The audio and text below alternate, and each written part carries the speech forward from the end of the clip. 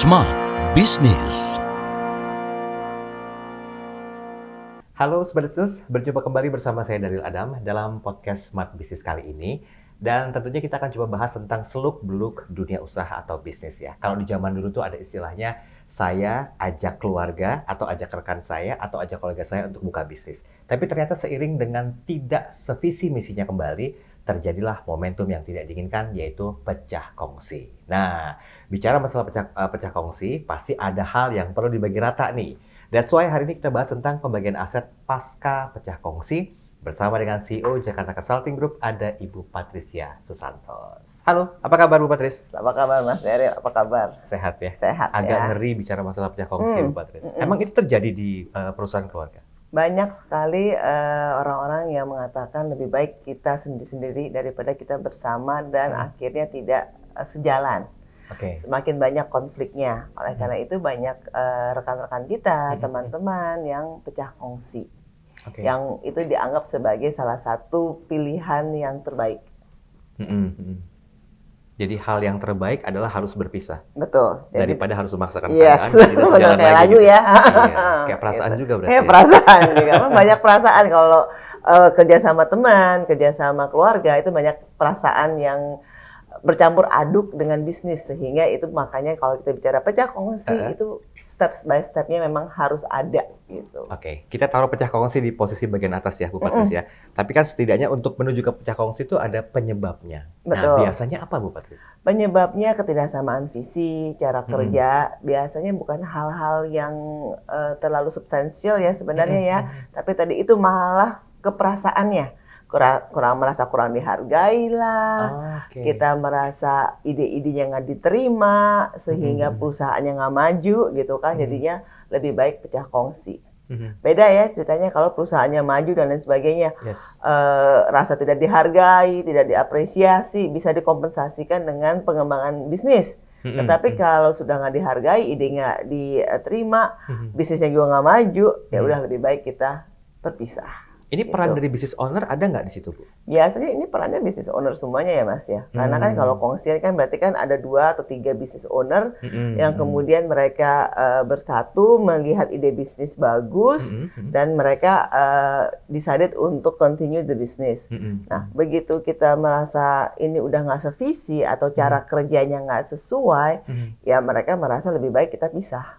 Gitu. Oke, berarti based on mindset-nya juga udah mulai berubah ya pemikirannya ya? Betul. Atau cara kerja ya, yang satunya sangat ethical misalnya ya, beberapa klien kita satunya sangat mengikuti peraturan deh, mau pajak seberapa rumitnya, seberapa mahalnya, mereka merasa itu harus diikuti.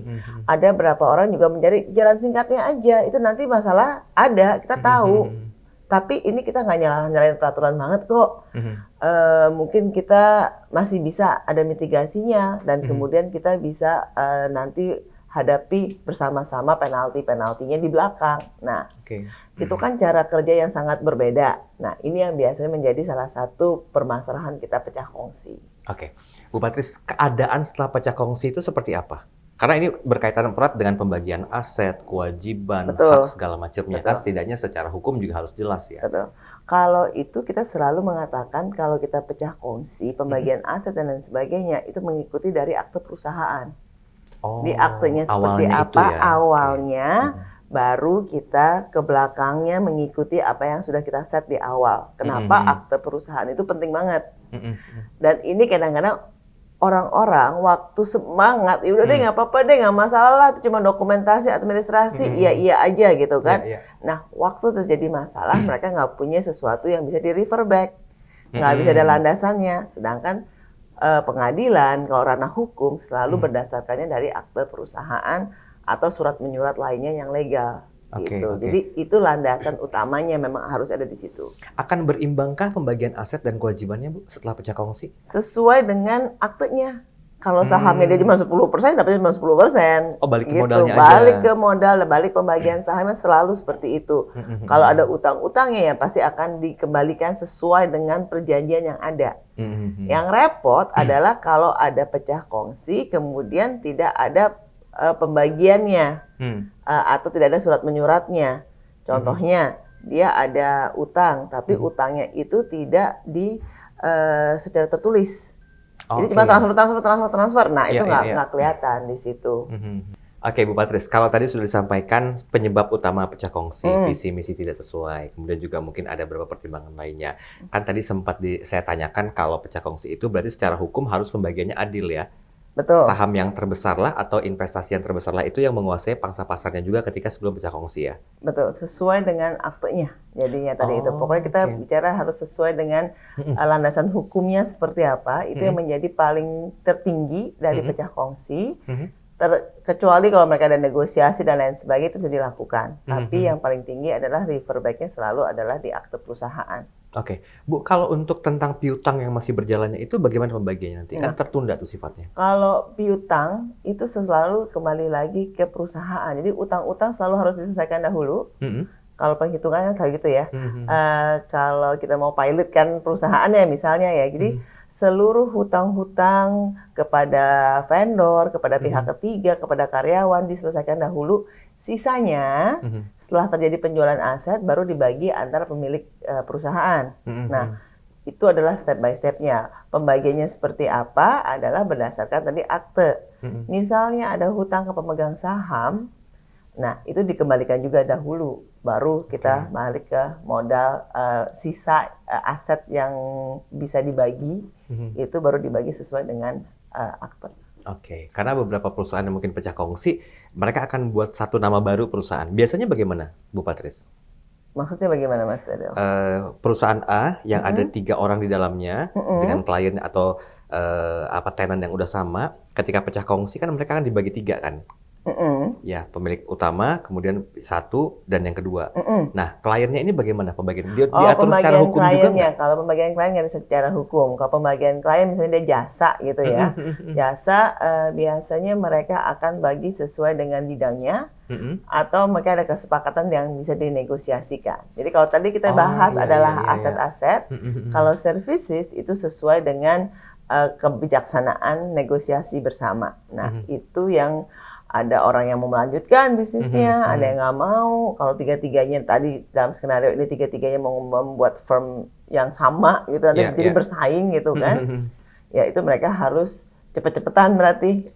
Tinggal bagaimana nih cepet-cepetannya. Pasti ada yang lebih agresif dibandingin yang lainnya. Tinggal bagaimana mereka pembagiannya di situ. Tapi secara publish perlu disampaikan ya berarti ya? Kalau tidak lagi bersama dengan perusahaan tersebut. Ya. Yes, harusnya secara etika disampaikan, tetapi banyak juga yang tidak menyampaikan, tergantung siapa yang akan dapat PT tersebut.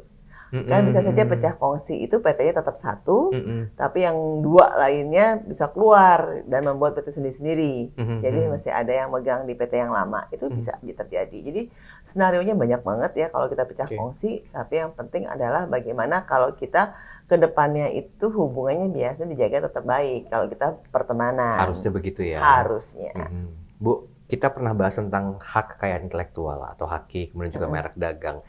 Diurus nggak ketika pecah kongsi terjadi? Karena itu kan berhubungan dengan sebuah brand juga ya? Betul, tergantung yang pecah kongsi itu pemilik hakinya siapa? Apakah nama perorangan, apa nama perusahaan? Kalau nama perusahaan berarti kan bisa divaluasi.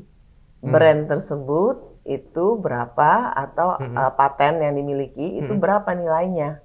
Nah, kita menggunakan jasa valuator. Itu biasanya ada yang license dari OJK, KJPP dari OJK, atau yang mungkin kalau tidak terlalu besar, ya kita independent party lah yang menilai harga ini berapa sih, gitu. Nilai dari brandnya Smart FM itu berapa sih, gitu kan. Itu pasti ada harganya. Yes, berarti semuanya harus dibahas secara hukum dan perundang-undangan agar tidak ada yang dirugikan begitu ya? Betul. Tapi biasanya yang paling sedih siapa Bu kalau pecah kongsi? Tergantung ya, biasanya itu orang yang paling aktif sih yang paling sedih. Kan pasti dari pemilik nggak semuanya aktif. Betul, nah, setuju. itu mereka paling sedih. Tapi kalau dibilang paling sedih siapa ya? Semuanya ya, rata ya. Tapi kalau udah pecah kongsi tuh kadang-kadang tujuannya bukan siapa dapat apa. Yang penting udah deh selesai deh masalah ini. Gitu. Jadi tujuannya agak berbeda. Nggak mikirin sedih nggak sedih, udah yang penting selesai deh daripada pusing. Mengambil energi dan waktu, ya udah kita beresin aja. Oke. Gitu. Bu Patris, kalau keadaan di Indonesia dibandingkan dengan negara tetangga Asia, misalnya kayak Malaysia, Singapura, itu problematika pecah kongsi apakah memang di Indonesia juga banyak atau justru hanya di luar atau sebagian aja di Sama Indonesia? aja. Sama aja. Kami sebenarnya pecah kongsi kita mau ke Eropa, kita mau ke Amerika, kita ke Singapura, Malaysia, sama aja ceritanya. Oke. Tinggal ada beberapa negara yang lebih sulit ya, dan lebih teratur sehingga tidak terlalu banyak dispute. Nah, kalau di Indonesia ini yang paling banyak itu, bukan Indonesia, di Singapura dan Malaysia juga sama, adalah kalau pecah kongsi pakai nomini. Nah, PT-nya PT nomini, namanya bukan nama pemilik sesungguhnya dan lain sebagainya. Itu biasanya bisnisnya sudah cukup besar dan cukup kompleks, atau ada warga negara asing yang mau invest ke Indonesia, tapi secara legal kan belum bisa ya kalau size-nya belum cukup. Nah, dia pakai nama orang. Nah, pecah kongsi. Nah, itu biasanya nanti ada hubungan-hubungan lainnya lah, yang harus dinegosiasikan. Seperti itu. Jadi faktornya banyak sekali. Ya, Bu, dari pandangan Ibu sendiri, kan sebisa mungkin minimal untuk pecah kongsi tidak terjadi ya. Tapi kalaupun harus terjadi ya mau bilang apa juga. Ada nggak tips yang perlu diperhatikan yang mungkin Ibu bisa sharingkan kepada para pemilik usaha agar ya jangan sampai pecah kongsi? Ini apa sih yang harus dijaga, diantisipasi? Kalau kita selalu mengatakan kalau mau kongsian, kita bicara worst case scenario dulu. Kalau dari worst case scenario kita sudah merasa cocok dan kita merasa sudah punya rencana untuk menghadapi kejadian-kejadian tersebut, ya kita bisa lanjut. Tapi kalau kita baru membicarakan worst case scenario-nya saja, kita tidak bisa ketemu, diskusinya sudah very heated, mendingan nggak usah. Jadinya dari awal itu penting banget kita set rule-nya seperti apa, kesepakatan kerjasamanya bagaimana, dan diomongin juga kalau kita terjadi pecah kongsi, bagaimana nih caranya, valuasinya bagaimana, haknya bagaimana, siapa duluan yang dibayar, siapa duluan mendapatkan, harganya berapa nih, gitu. Jadi beberapa harga yang intangible seperti tadi brand itu kan terserah kita ya harganya berapa kan. Bisa $1, bisa Rp1.000, bisa 100 juta, bisa 100 miliar gitu kan. Nah, itu yang kita sepakatin dulu sekarang. Nah, kalau kita pecah kongsi bagaimana? Beda ya pecah kongsi sama jual perusahaan. Nah, jadi kita ada beberapa skenario nih, itu yang kita lakukan. Oke, baiklah. Sebenarnya pecah kongsi memang tidak diinginkan terjadi. Tapi jika memang harus terjadi, ya seperti yang disampaikan Bu Patris tadi, penyebab utamanya itu banyak. Dari mulai visi dan misi yang tidak lagi sejalan, atau ada pertimbangan lain. Tetapi ketika memang pecah kongsi harus terjadi, yang perlu diperhatikan utamanya adalah bagaimana pembagiannya secara adil. Berdasarkan pula dengan investasi utama dari pemilik utama atau mungkin juga kongsiannya.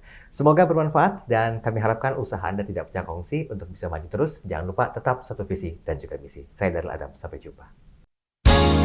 Smart Business. Lead you better.